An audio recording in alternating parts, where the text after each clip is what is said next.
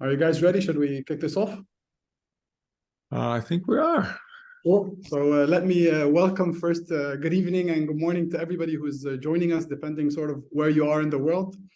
My name is Amr Al Abd. I'm the CEO of Endeavor Egypt. Delighted to welcome you all to our webinar series. Today we have two amazing speakers, Joao Del Val, co-founder and CEO of eBanks, and Omar Saleh, co-founder and CEO of Khazna. And we're excited to announce that we have received over 300 registrations today from about 30 different countries.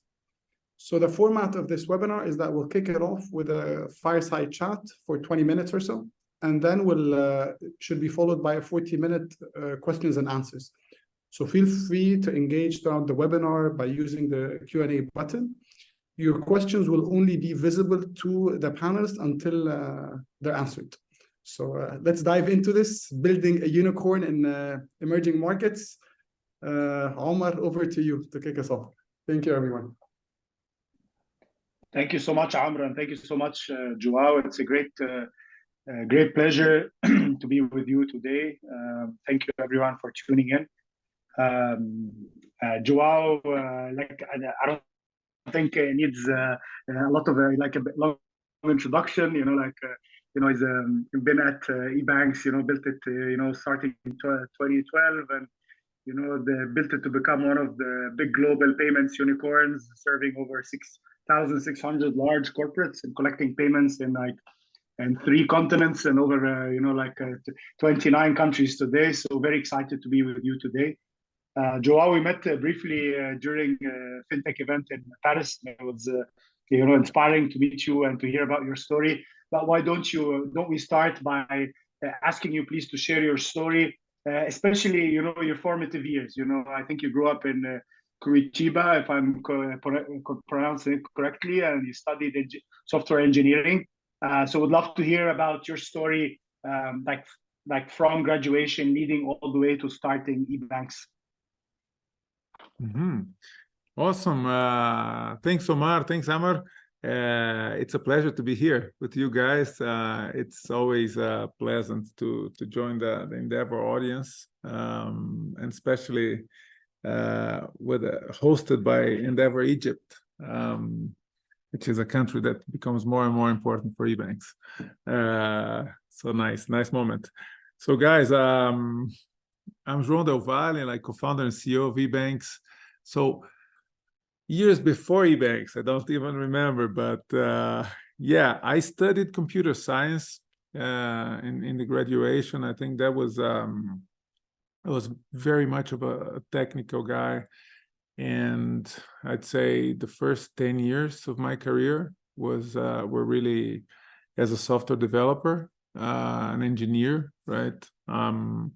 I worked with different things, mostly with financial sector and telecom. Telecom used to be a very big thing at that point, and then fintech came in. But I was after graduation, I did it here in Curitiba. So I am in Curitiba now. It's a city like 1 hour flight south of Brazil. Kind of not the typical Brazil that you see in TV. It's a bit colder. Not sunny beaches and so on, but it's a nice place too. So eBanks operations around here, and so I studied graduation here. Then I spent some time in France, doing my master's there, Belgium, so 1 year in Europe, and then I did a not very typical move. I came back to Brazil, and I had some conversations with previous people that I worked with. And then I went to work in Mozambique in Africa.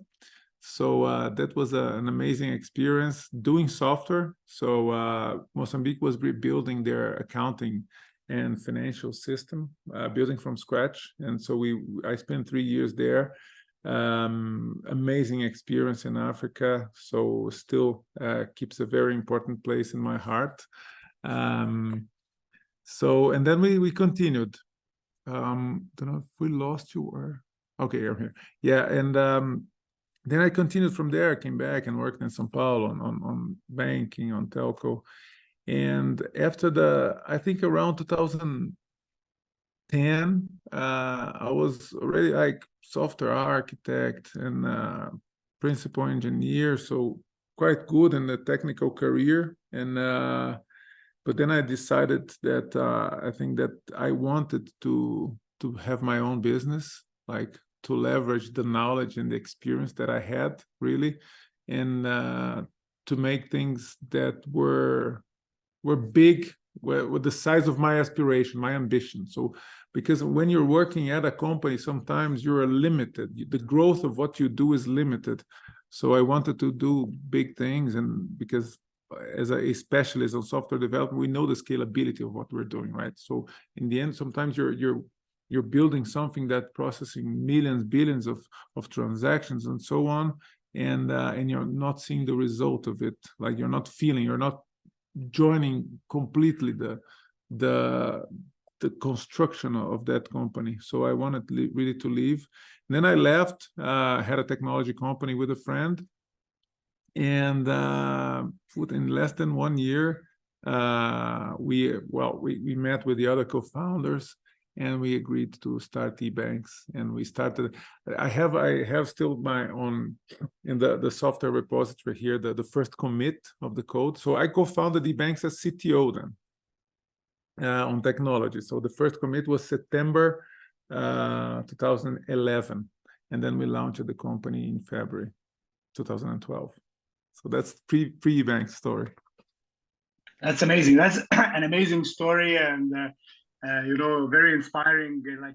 Like you speak about ambition and having big ambition, and you went really big, right? Like, so now, like 10 years later, or like 11 years, 29 countries, 3 continents, including Brazil and India, which are almost continents in their own, like.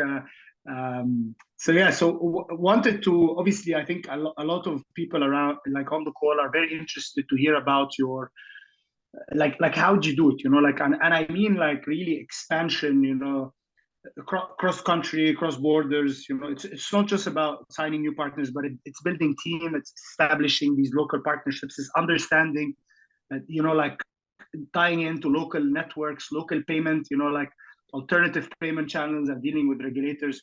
So if you had to, share with the team, like what's your experience been expanding to 29 countries in such a short period of time? And also some of the learnings in terms of building the team, expanding the team, transcending the culture across borders in like what are very, very different like native cultures and native kind of backgrounds. So would love to hear that from you. Yeah, maybe I can spend 1 minute just leveling what eBanks is for the whole audience.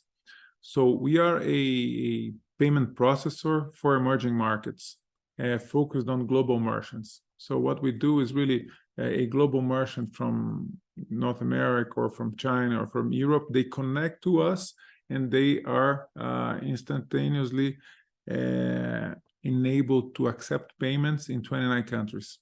So meaning and a very deep presence in South America and Latin America, now also Africa and India.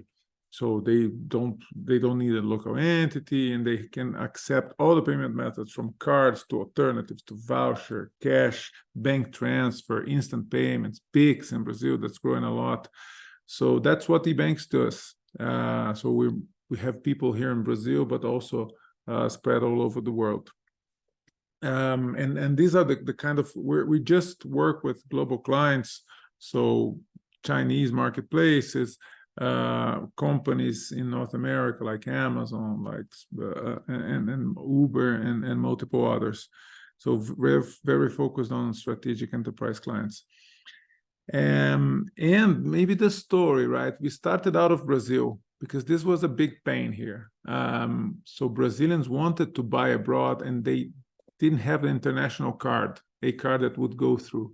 So that starts with a big pain. So Brazilians wanted to buy international websites and could not. And at the same time, the merchants, they wanted to sell to Brazil because it's a big market, very interesting, like more than 200 million people and so on, and a nice stability. and they were not able because they didn't have the payment method on their website. So we went there and said, okay, so I'm going to plug a local acquiring credit card in your website. I'm going to plug installments. That's very popular in Brazil for local websites. We use that. Like 2/3 of the purchases in Brazilian websites are done through installments. So it's part of our culture here. And that was not enabled to buy international websites. Another thing is alternative payment methods like Boleto at that point. So it was not a label. So we went to a website and said, I enable installments, local acquiring of cards, Boleto, and all the payment methods as if you were a local company. The guy said, yes, now. And that was like super quick, the growth, because the value prop was very clear. And then at one point we saw, 2 years later, we saw, okay, but our offer is too narrow. That's funny, right? You say Brazil is too narrow. Yes, because these guys, they're in fact global online companies. They are selling to the whole world. They said, but Brazil is too little. Can't you solve a bigger problem for me like Latin America? And that's when the justification to expand came. And so that we could offer not only Brazil, but maybe 5 or 6 countries to these merchants. And so how we did it, we're very humble and pragmatic. We said, well, let's hire one expansion manager that can help us build the entities. We go there, we build the entity, we open the bank account, we build the partnerships, we connect the payment methods, put in like a very simple playbook for all the countries, kind of a spreadsheet. Okay, entity, okay, bank account, bank relationships, redundancy here and there. Put launch, a technical integration. And so then 1 year later, we were able to offer also Mexico, Peru, Chile, and Colombia. And that opened up the market for e-banks, and we are able to also diversify our business out of Brazil. And that playbook for expansion, for offer, we still do it in a very similar way. Now we're expanding to countries in Africa. So, okay, are we going to open an entity in this country? We're going to go to a partner. So we have to understand the regulatory aspects, the product discovery, technical integration. Okay, and then we launch it and include it in the platform. So it's really part of our DNA since day one, doing international business. And and of course, we try to bring people from the ground that are native in the country, right? We need these local connections, local partnership. So we have at least one person in each of the countries where we operate. And that person that we hired, I think that's part of our culture too. We like good people that are driven. That was Juliana Echeverri. She's from Uruguay. She's based in Montevideo, a capital of Uruguay, and she's still here. So she was expansion manager by then and senior manager. So now she's our VP of Latin America and responsible for the whole operation of e-banks from Dominican Republic, Caribbean, until Chile and Argentina. So that's a nice story. Yeah, it's a great story, and it's one of the things I think that keeps people, loyal and interested in the company, opportunities to grow. This is a clear example, so thank you for sharing it. I want to switch gear a little bit to, the role of governments, like on the payment side, we've seen a growing role in like around the world of governments, like adding their own payment rails, in addition to the traditional payment rails. And like obviously some of the biggest success stories have been Pix in Brazil and UPI in India. And you guys are already approved for Pix, earlier this year, which is like a huge, obviously, kind of added benefit to your partners, global partners, and your users. But also, like I think you're also being approved for UPI. So I wanted to get your thought here, like what is happening? Like from one side, how do you see this playing out? Around the world, you've seen these kind of local payment rails, and now expanding, Pix around Southeast. Latin America and UPI around Southeast Asia. Like, how do you see this playing out ultimately on the payment trail side? How much is this going to grow, and what's the potential of these local payment rails from one side? But then secondly, about like for many of the countries that you operate and that are a little bit less advanced than India and Brazil. Egypt, for example, launched this instant payment network last year. I think it's in the early phases. It has had some success, still in the early phase, and is still run primarily by the government-owned application, not yet open for everyone. What would be your advice to governments that are looking to follow in the footsteps of Pix, which I think now 75% of Brazilian use? Mm-hmm. I think Pix, well, first of all, I think it's done by governments.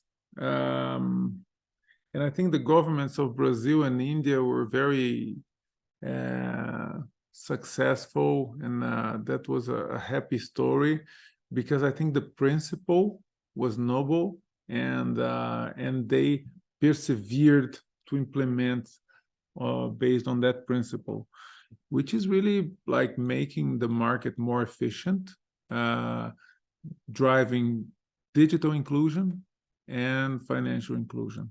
Well, that's the principle. We need to do it. We need to lower the cost of the transactions, and we need to include people. That's a drive, and when you work based on principles, I think things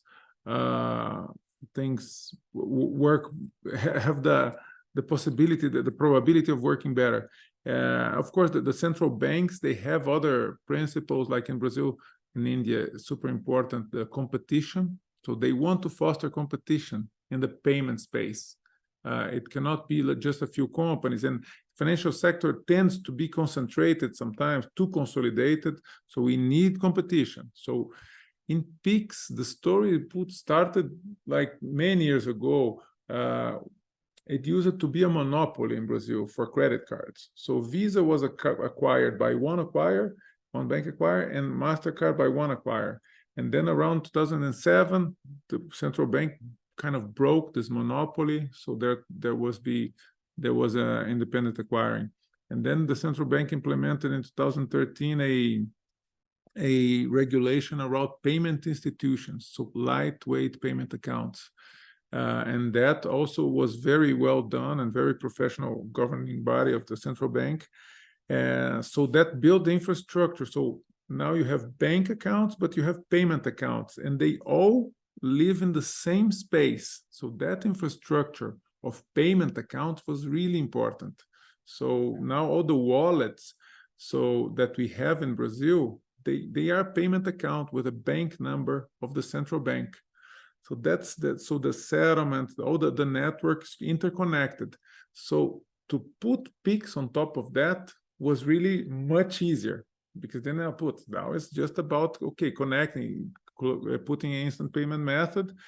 It was a program that was designed and implemented by the central bank. So, of course, there was some skepticism. Even myself, I said, the central bank designing technology, I'm not sure this is going to work.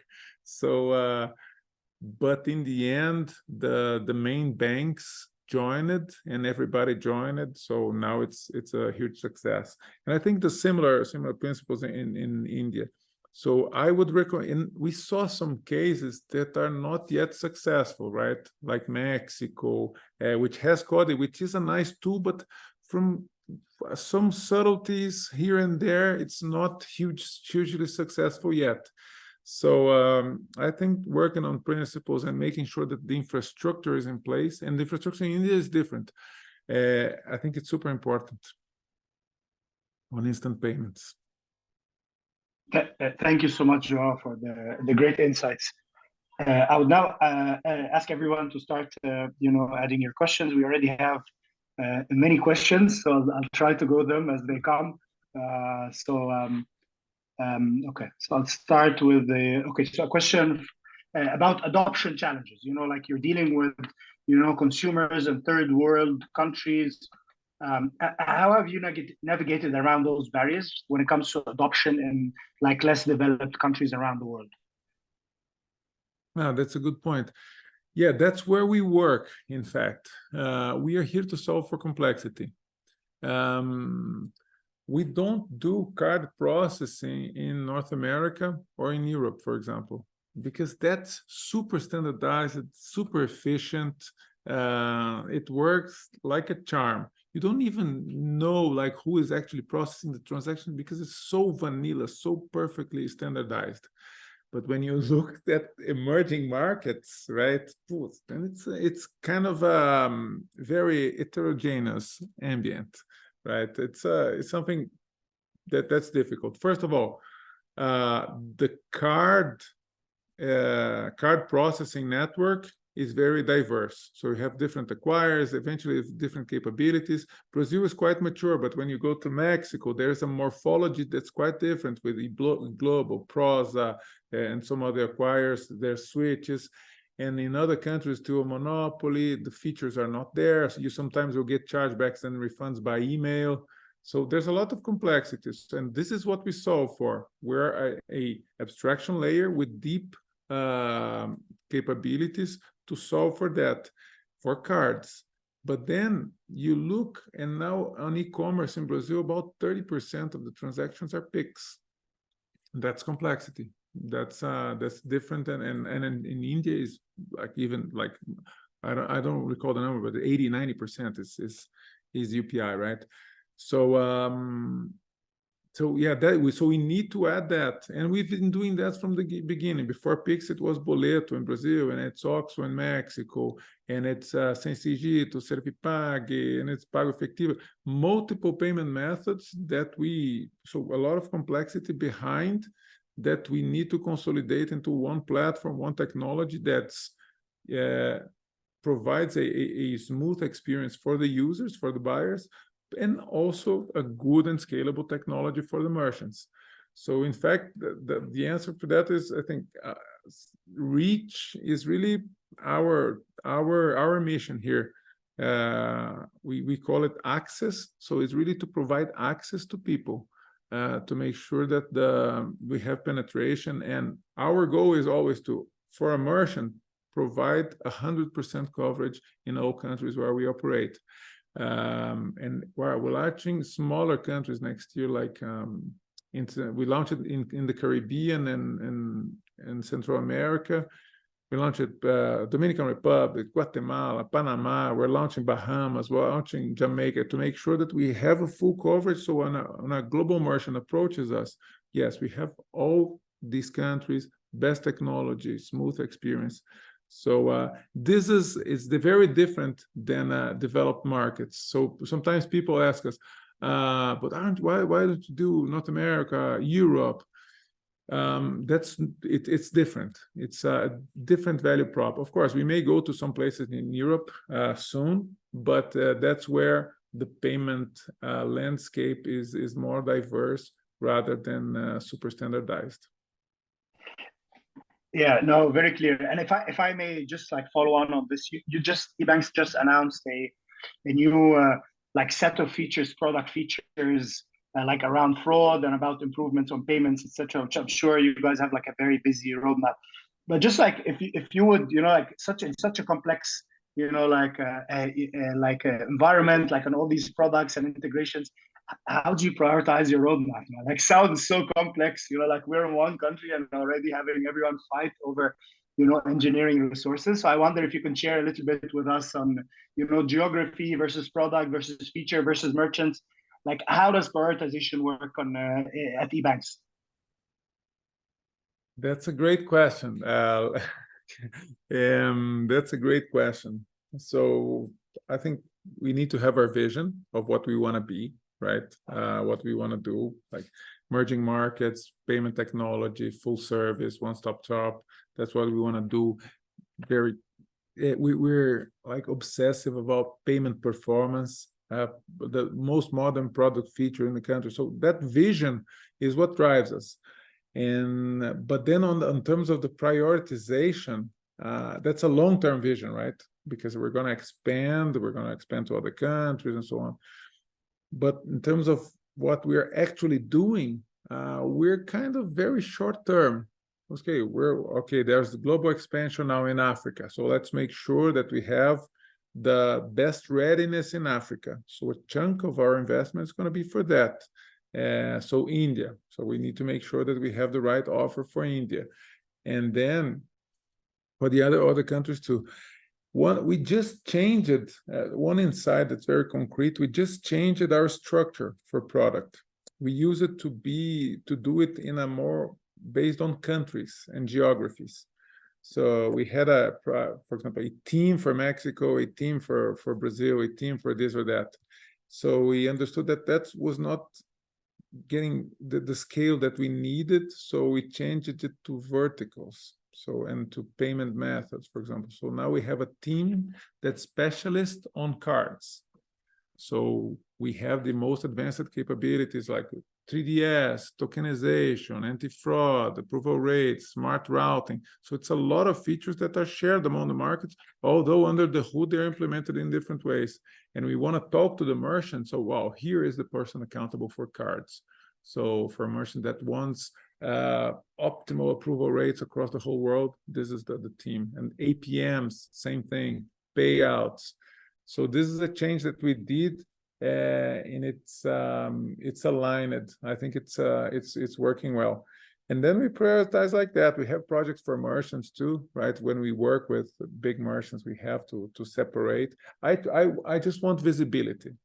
I don't want everybody entangled in one resource pool that you send activities to. No, it has to be meaningful, right? Oh, this is the team that's working on cards. This is the team that's working for that expansion of that merchant, to allow that gigantic retailer to go to I don't know, Jamaica next year. So we need to do some customizations for them. No, very interesting, and thank you for sharing the detail on the reorganization. That makes a lot of sense for sure. Okay, the next question is on Africa. You mentioned Africa. So, what is your outlook on the opportunity in Africa, and what are some of the challenges you faced compared to other emerging markets? Yes. So first of all, as every people say, right? It's there's multiple Africas in Africa. First of all, right? Northern Africa and so on. First, the demand is hot for Africa. It's like companies that have long-term vision are looking at Africa, because of course the statistics we know that in 2000, I don't recall exactly, but 2050, 1/3 of the adult population is going to be in Africa. So if you have long-term vision, like, you know how that's going to play out. So you need to invest in, and even as of now, it's the continent that grows more in terms of users, and it's so diverse. Of course, there are the locomotive countries like South Africa, like Nigeria, like Kenya, like Egypt, for a second GDP of the continent. But then there are other pockets of growth also. So from a demand perspective, it's very interesting. So this is how we're tackling it, and of course respecting the individual nature of each country as much as possible. That's the principle. And regarding challenges, I think it's a payment landscape that's even more different than the ones we had in Latin America, because even though here we don't have as much card penetration as there is in the US or Europe, we have some card penetration here, complemented with alternative payment methods from 20 to 40%, depending on the country. But Africa, in many countries, is like 5% card penetration. And that brings a different dynamic. Because of course, the segment of the population that have cards is one, and the others, what is the merchant interested in? So it's a diverse set of payment methods that we need to make sure we serve well, and we connect to the right partners too. So I think a lot of the work that we did in the last 2 years was on refining our network of partnerships. And I think Endeavor is hugely helpful on that. So we always start the expansions with Endeavor, even here in Latam, Central America, and Asia, everywhere. So in Africa too. because the thing is, you need to find trusted parties, right? A trusted person that you can rely on. And we did that with Endeavor Nigeria, Endeavor South Africa, Endeavor Egypt. So to make sure that we create new collections and also connections and check the ones we have. But in general, this is it, right? Find the trusted party, otherwise you're gonna lose. And we did that in the past. If you choose a wrong partner, you may lose a year because you integrate to the party, they're not reliable in terms of technology, in terms of business model, compliance, reputation. Around payments, it differs from space to space, but around payments, more and more credibility and reputation are playing a role. And we need to make sure that that unfolds into our partner network too, right? So otherwise, how am I going to offer a reliable and compliant service to my merchants if I don't look at my partner network in that way too? So finding the right partner is super important, and making sure that we adhere to the local regulations. If this is not an example for the multiplier, the Endeavor multiplier effect, I'm not sure what is, to be honest. Very clear, the value of being, like a part of that network. So thank you for sharing that example. Another question, that relates to operating in our kind of like developing markets or emerging markets, is a challenge around forex risk, right? Like foreign exchange, which like there are some controls in some countries. There are challenges with like unstable currency regimes, etc. Given that you guys are primarily in the cross-border kind of payments industry, I wonder if you could share some ideas or lessons learned about that particular problem. That's a sensible topic. I think for a few examples, I think we started out of Brazil, and in Brazil, FX was since like 1940, it was a heavily regulated market. So every penny that you sent outside needs to be reported to the central bank. Super regulated. That was flexibilized or modernized 6 years ago. So that was really good for our business model. So it kind of stabilize it and so, okay, this is what you're doing, this is your model, this is how you fit in the regulation. So Brazil, now it's much more open market. That drove I think prices down, and it was good for the market, for the merchants, and for the users too, because we're much more efficient. And then we have cases where the market is more open or clear, the rules are not as strict, although of course you need to follow the regulations. And like Mexico or Colombia, it's very clear, straightforward, like pro-business. We need to understand how we do it. If you operate inside the rule, you can be very efficient. And then, but some countries now have challenges around currency, right? Let's say Argentina, and we see that, like Nigeria, Egypt. Merchants have challenges around that. So it's a uphill battle. So every day we need to understand what's going on, what are the latest regulations, what are the models that we can apply that are inside the rules. In Argentina, for example, we've been doing that for many years. So operating in Argentina since 2016, and like currency expatriation has always been a point of attention to make sure that we operate under the rules of the central bank.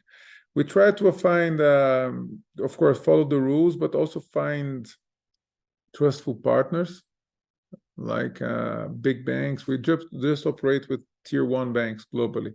So, and then when you go to one major bank that helps us in the US and Singapore, where is our main operation, and say, okay, I need to solve this in Argentina. They have an operation there too. They can help us.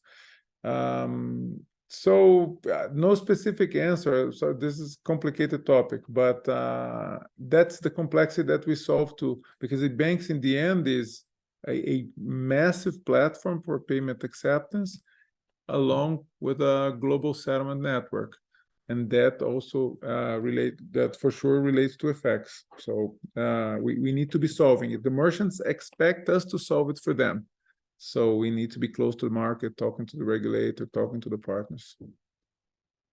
I think all the Egyptians on the call can relate very well to you and the Spain. So yeah, we have to be innovative and work around those challenges.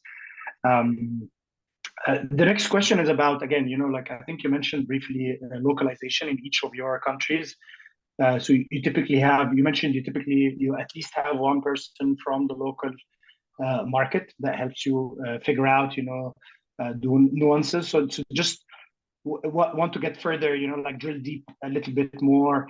Like how long does it typically take you to launch, and how do you manage like hiring this individual and then scaling the culture? How much do you guys get involved centrally, etc.? Yeah, we for expansion, we have our playbook for expansion. It takes usually, to be honest, like it's from 6 to 9 months, depending on the country. Like, okay, we need to do product discovery. What are the payment methods we're going to integrate? What is the business model? What is the regulatory landscape like? Are we going to establish an entity, create the relationships with banks, with payment processors? And once it's reasonably mature, that takes 2 or 3 months. We start the technical integration with the partners. Then we have teams here. We have a framework for that, to do technical integrations, a skeleton, and it's kind of a little factory to do that. So we integrate that in 2 or 3 more months. So in 6 months, we're ready. There are countries that are more complex, that take more time. And the critical path is really regulatory aspects. If it were, because technical integration is straightforward now, of course, we dominate this and establishing the partnerships, but it's really about the regulation aspect of each country. And then we hire the local team gradually. We don't rush too much in the beginning, because we also want to get a sense of the country, understand a bit the people. We send e-bankers. We call the people that work here as e-bankers. We send a few e-bankers there to spend some time, and then we talk, we meet people. Sometimes even the people of the partners are willing to do a career move. So not rushing is sometimes useful. So you go to a processor, and not that we're poaching employees, but sometimes the person is so connected to the purpose that, or they're going to recommend a friend. So it's useful not to rush too much to hire a local, because then the one you hire may be a stronger person. And the final point on culture, I think that's one thing that you need to be proactive about, very conscious. Otherwise, that new country or new region is going to be forgotten. We had that experience for LATAM, because as you guys may know, of course, Latin America is, in terms of language, is divided into Brazilians speak Portuguese and the rest speak Spanish. And although the languages are very similar, they're different. So if we were distracted by 2017, we just left the Spaniards outside. So the Spanish-speaking people, nobody spoke Spanish. So what is this guy doing here? So we're Brazilians. So we were very proactive. 2017, we created a project so that every banker would have access to free Spanish classes, and we're incentivized to do that. And the other way around too, to help the Spanish-speaking people to learn Portuguese. We built squads, so we created like the office decoration around LATAM, so to make sure that, guys, we are a Latin American company. This is Spanish. We did events and all hands events in Spanish. So a lot of attention, proactive attention, and there's the same thing that we're starting to do with Africa. The team is not big in Africa yet, but we want to bring. Well, this is it, guys. So we need to include them, and even for the sales organization, because like our merchants, they are consuming Latin America, and we are also now operating in Africa, and they are also operating in Africa. But the commercial organization needs to be aware and confident that our offer in Africa is strong. And it is strong also, but we need also to demonstrate to them to live it on a day-to-day basis. And same thing with India. So that cultural aspect is super important. Otherwise, it's just going to be forgotten. And for our salespeople, it's just going to be that product that you don't understand really well, or that you even read the material, but you said, but I don't know really well how to sell Ozo or bank transfer or Naira card. I'll continue on just selling Brazil and Mexico. No, we need and that is a process. That's a cultural evolution that you need to be conscious and proactive about. It's not going to happen just by nature. Yeah, no, I like that a lot. It's like being proactive about culture, like makes tons of sense, especially you have all these cultures around the table, and like doing all hands in Spanish, I'm sure is pretty challenging. So thank you for sharing the examples. The next question is around regional payment networks. So it's around the Middle East and North Africa region, which currently doesn't have its own UPI or P27 like the Pan Nordics. Do you think it needs its own interconnected kind of instant payment networks? Do you think SWIFT will continue to be the main method of transfers? Would love to hear your thoughts here.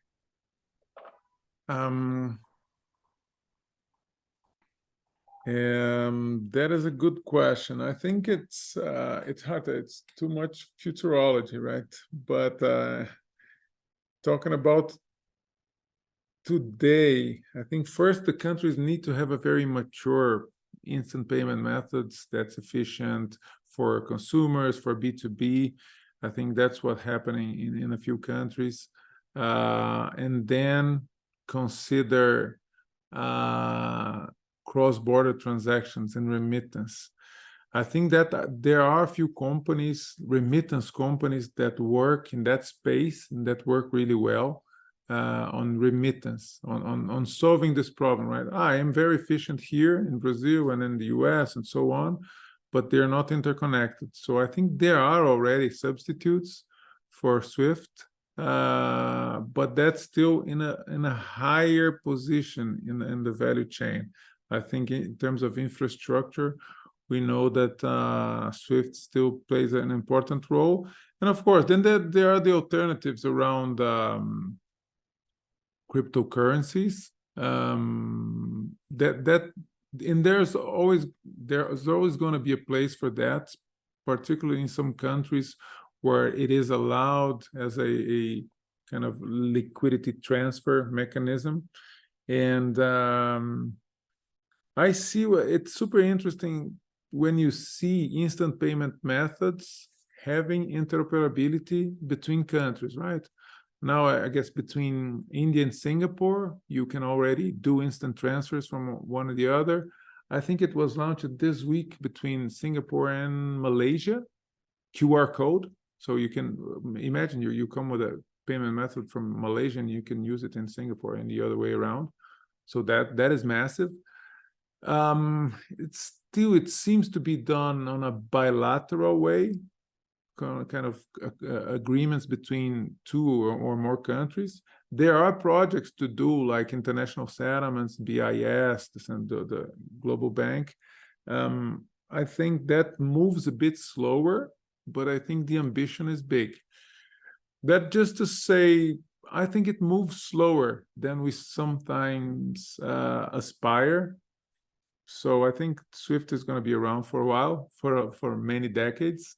And there's going to be a different value chain in terms of cross-border payments. But the cost and the competition, that favors the consumers and the businesses. So I think there's no way back from there. So companies like Tunes or Neom and these remittance companies, payouts, they're doing a great job on reducing the cost of the transactions, so that now from Brazil, I can pay out multiple companies across the world. Just a quick follow-up on this. Some people are pretty skeptical about pricing payments, in the future, and like it's like a downward spiral, and ultimately it will, like kind of competition towards the bottom, and ultimately it will, like, especially now with governments coming in and like mandating payments, peer-to-peer merchant to be almost for free, and like banks having to pay for it. Do you see this as a zero-sum game? Do you see this as a big challenge for like payments industries, specifically like in like cross-border payments? Yeah, it is a challenge. It has to be tackled. I think that play of the transfer itself is going to become infrastructure. So people use it to say, what's your company about? And then I do payment infrastructure, but it was not really infrastructure, right? You do partnership here and there, you play in multiple ways, but really transfer is infrastructure. Like Pix in Brazil, it's free for P2P, and in India, same thing. And for businesses, you can charge, but the price level is getting to a very small price point. Like businesses are paying $1 $2 at most, 5, like big businesses. So that's domestic transactions. When you go to a point where you get interoperability between countries, so the FX also gets more efficient, that is an infrastructure play. That is an infrastructure play. So what is the value that you are going to add that's going to be defendable? Just to have the network and provide the payment method, it's not going to be enough anymore. So what is the value that you are adding? And then there are multiple values to add. But we were talking about card processing. Card processing, there are multiple values there to be added, be it authentication, tokenization, subscription, redundancy. So it's a complex business. You have to implement different mechanics. And then even in cards, then you have anti-fraud, you have compliance rules, you have KYC, you have to create the affiliations for the merchant and do KYC on all, and then the financial flow, how that's going to work. And it's not that you need to do all of that, but each of that is a value add. And then there's credit, there's anticipation. So which one are you adding, and how much, what's the competition dynamic of that specific portion? And how can you package that? So it's a beautiful game. It's a beautiful game. We like to play it, and on our vision is it's on a global scale, right? So we have this. I just talked about cards, but then there are alternative. There's Pix. So e-banks in the end is a package of 29 countries, all with their specific requirements and ambience environment. And we package all of it in one API, in one service full, and we do the collections. We collect all this money, we funnel it through our accounts in a compliant way. So there's a lot of value added there in a very diverse environment. So so each payment company is gonna have to think about what their model is, and maybe for example, just to do local bank transfers, I think that's going to be a tough business. That's going to be a tough business unless you have the scale of processing trillions. Otherwise, it's going to be hard even to pay for infrastructure. I think people are questioning a bit, right? So how will I pay my AWS account if the payment price is just 1 cent? So yes, you need so much scale, because that's infrastructure. So it's a different dynamic. It's not a value add, it's infrastructure. So you have to optimize for cost on all aspects. So cool. No, very clear, and thank you for the feedback. Obviously, a very complicated issue. So wanted to switch gears a little bit. Obviously, it's 2023. It's not 2022 or 2021 anymore. eBanks has had successful fundraising history. Like the last round was like over $400 million, and that was like a pre-IPO kind of round back in the good days. So first, if you can share your experience generally about the current fundraising kind of environment and your plans. How has it changed? How are you adapting to the world in light of your initial plans to go public first? And then secondly, but also like what's your general advice for like earlier stage companies that are more challenged now to be profitable, and to conserve cash flow and runway while continuing to grow. So keen to hear your thoughts on this.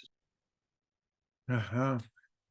Yeah, we have the privilege to work in an environment that allowed us to be profitable from day one. So we were very conscious about our whole P&L.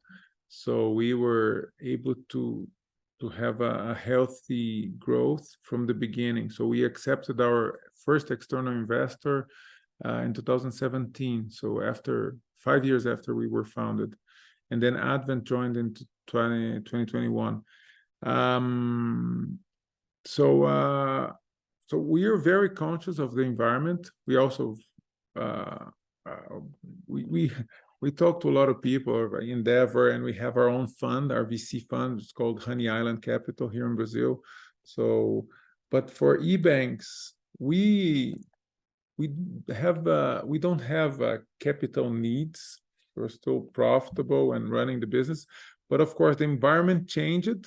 So we tightened the belt a lot last year. So we had multiple projects around innovation here and there. We had a B2C wallet. We were doing SMBs, bank as a service in Brazil. So things that were not really were connected to our core business, which is global payments, but they would connect in 2026, 2028. So we said, it's not time. We need to focus on the core and make sure that we have enough flexibility to expand and to invest in our core, which is like approaching new merchants, growing with clients, improving technology, and expanding globally. So that's how we're thinking about it, and that's the advice that I've been giving to companies. Because in 2022, I think when everybody, early 2022, when we saw that there is a crisis, there is a liquidity, the liquidity that was available in the market is not going to be around. I think the best advice I got was that this is going to be a long one. And people don't really know, but they give advices either way. So I took that one, and it really, I think it worked, because it is long already, and it seems that it's going to take a while, and we don't know if the levels of 21 are going to happen so soon. So soon, I mean, in few years. If this generation is going to see it, it's going to be 2027, 2030. So we really need to drive the business with that conscious. It needs to be profitable. And how can you grow with a business that not burning insane amount of cash? So I think that's it's an obvious answer, but I think that's what we do every day. So we at eBanks, we have tight controls on expenses. Of course, we invest, but we need to have clear visibility of what's going on, where we are investing in multiple dimensions. So who owns that P&L? So who owns that expense? So how can we be more efficient here?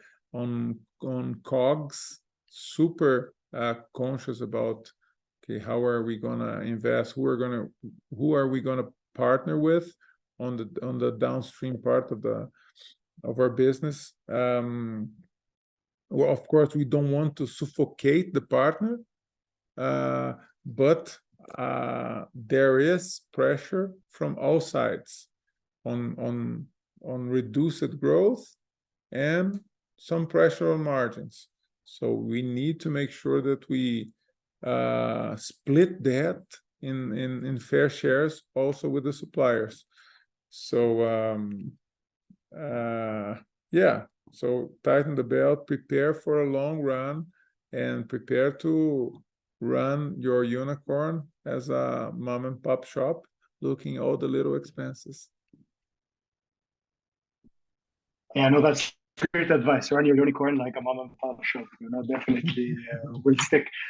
I wanted to build on something you mentioned earlier. Was like when you go into partners, you're very careful who you partner with. You use your Endeavor network. I read you recently partnered up with Nubank, who's obviously a great success story, a huge like personally like big role model for us. David being a great role model and just like advisor and mentor, and he's being also like celebrated and honored during the gala in New York Endeavor. So just wanted to get to touch a little bit, like when you go and decide on your next partner, how do you do that? Like what's a go, no go? What are the areas you look into? Because as you mentioned, it's very critical. You want to get into people, like get into partnership people that you trust.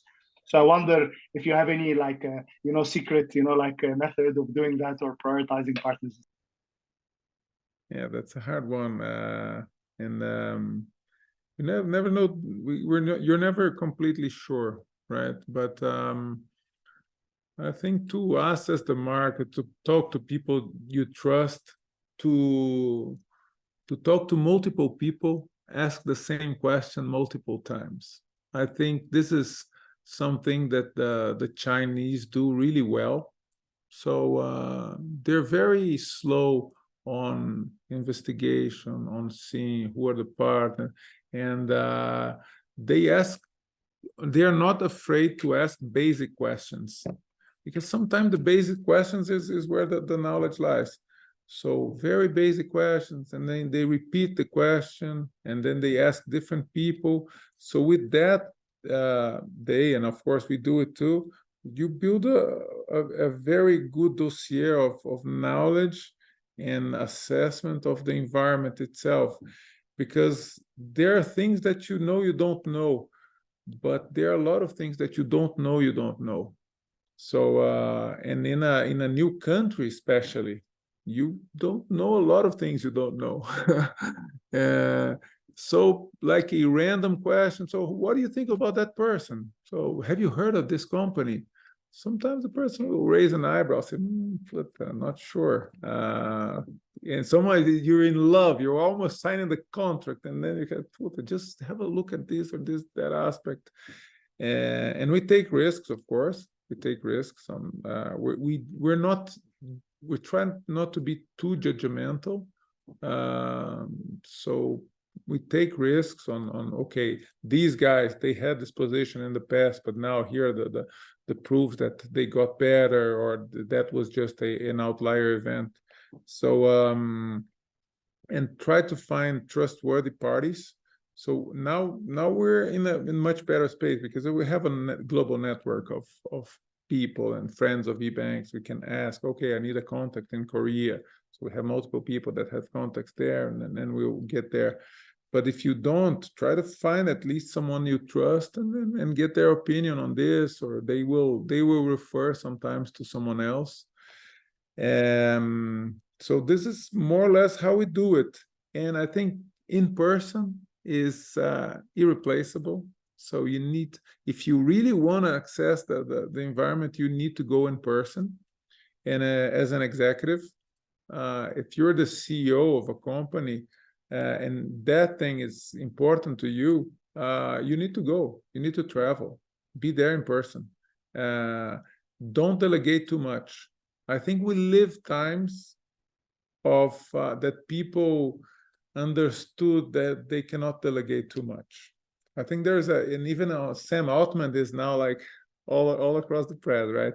And there was a small video on Twitter this week about him saying, I'm going to tell you something that fails 100% of the time, which is a founder that's deep in operations. Then he thinks, I'm going to hire a COO so that he can do all the operations, and I'm going to do just strategy work. And that fails all the time. And I think this is I think we're living in 2023 an era where that's even more pronounced, that you as the leader of the company, you need to be close to the details, because the dynamics change it. The market is more competitive. The markets are more competitive. Even the employee engagement and how close the employee market, the talent market has changed. So you need to be close and understand if your level of delegation is well calibrated. And I would say delegate less until you are sure, and then you build from scratch. So you can reset the level that you delegate. Of course, a lot of people are gonna shout at me, but I think that's one way that we're seeing people do it more and more. And you see it, multiple CEOs getting their hands dirty and hands-on on every day in operation. So it's not only about conferences and talk shows. So it's really day-to-day work. No, that's great advice, Ross. Thank you so much. And definitely getting your hands dirty and reference check like the Chinese, it's something we will all remember, after today's call. On behalf of everyone on this call and Endeavor Egypt, I would like to thank you for your time and for being so generous and open and, about really sharing, a lot of the details of how you run such a huge global successful unicorn. And, really, thank you again so much for your time, and look forward to staying in touch. Awesome, Omar and team. Thanks a lot. It is a pleasure. I always like to be connected with Endeavor people, Endeavor events. I trust the network. I think that's a two-way relationship. And of course, super excited. I'm going to Egypt in Q1. So super excited about the country too. So we're going to have more to talk about. Absolutely. We look forward to seeing you on this side. Thank you so much. All right. Have a great day. Bye-bye, guys. Thank you so much. You too. Thank you. Thanks. Bye.